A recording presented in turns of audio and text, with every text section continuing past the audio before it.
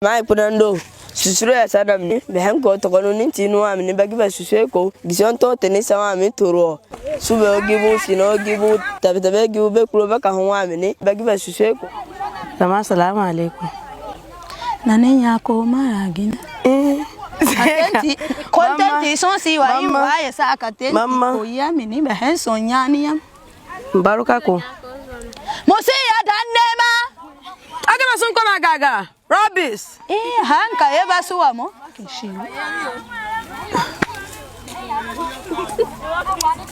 Akasima.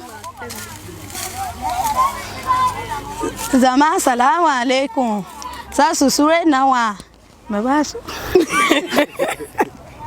Zama salamu alaikum. Sa susure nawa. Beba ko nye kuro ya sakin so be sonsi misa akako. Beba ko nye kuro se bo merio sonyani tia menegun ni soko kako. Beba ko nye kuro kwaba meri ba wa mo misa ka Cindy. Kuro zama ya we kuro yo gibu alafia o gibu kuro fofo gibu sina o gibu. Bia boko na so nyine na daru meni da tenti ya toro.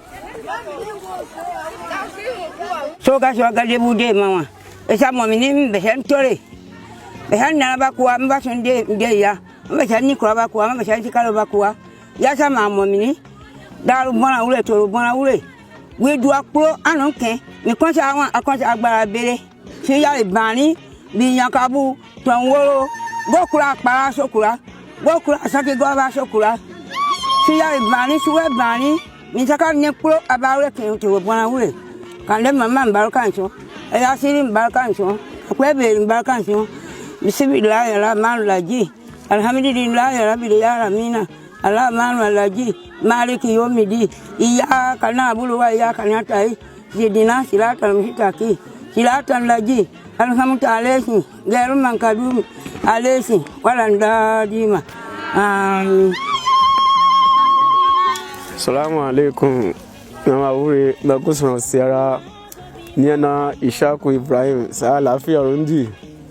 Kanen gibu ton krabu besara susure di sinawu subayo alafiaro fonfon besara sara mene toro pasuma batonu tusia domi ye babmo ye sabmo mini sa sewa sa ede mo besara siga doba bia ba ye ko abasunde ya ma sama susure ya dalili mo ya nsa bune daru pro bara susure ko susure ya yin asiko mo ya sanwa saye mo bara ninu wa daru so tam susure ndamunwa mata to mo wure nu mo tara ka wu desiriwa maya pansa saye mo ya koko wu ganka fani mo banka ya mesam baton nukon domin bosero sai titatende makun ya sama kaki su baton nukon saka wa toro ni sa ba yin afani wa mu sari wi ko na ukun ka win ba sin ya toro so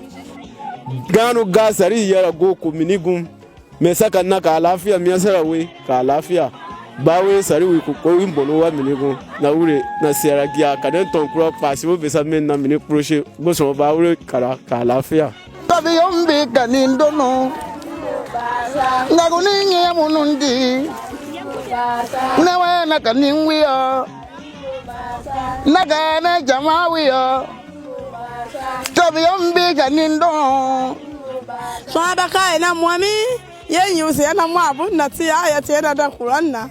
me bosi na susure sa susure de ma ya sa de me tasura sa de ma susure sa ton kurobun damaru me de ba damaru ji ton kurobu kiami ama ton kuro jari wi go ma sun damaro sui susure ye nya corona barako ba ton bun ya ba ma mi va mo bature ko nya kuro te ko bature go ba ton ba ma bem gusuno ma bo be nyeru ka nya kuro te bankwa ya ba ko kadu ni so ya ba ko ya ba ko ka shwe kaso mi aso akodu ba bu mu ya sai so ya sa mi bosi na susure Where's that smile? You say? Someone was up. Yes, I can move for Giama anymore. Giama anymore for Gi. Good lad, you know me. You say about me. You say about me. But for me, can be the Sudema, that's what see. You have to make a game, that's what you. Yembiru.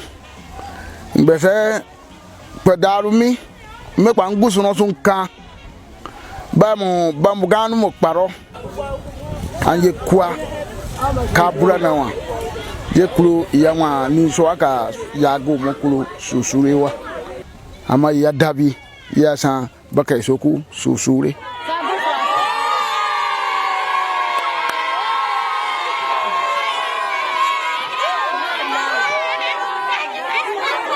Susure yesa momini ya sanwa suse yetore gema batolo ne ya nkoro adema adiri deme besa sika do baka toruwa bane bantra da boko karu suwo ko baduma ko daru ndisi ninu wa mi pro ya so wa baka ya so karaku ya wa daro yoko toro zambako yoko ti gawo mindi pa so nga yorude ya Baba sun soye de ya soye yi mbukata osabu sara ma yiwa su go to sara susure ko go kura mera wa pasuka we domi de ma ya sanene daru sari te sa mera da pibu takmata kwa santura be gna sara de ma so siwa baba sa pulo nuki dura yena mo so si wi ngare so ya kireme ni aba mo ishaku dodo sa àlàáfíà ronji mezo zanimo ne yari wasano nanimo damaye yari nanimo kono bagado mo nanimo tabiyombi kani wono tabiyombi kani ndo Yeah, oh, back one shua. Shua back one shua. What am I?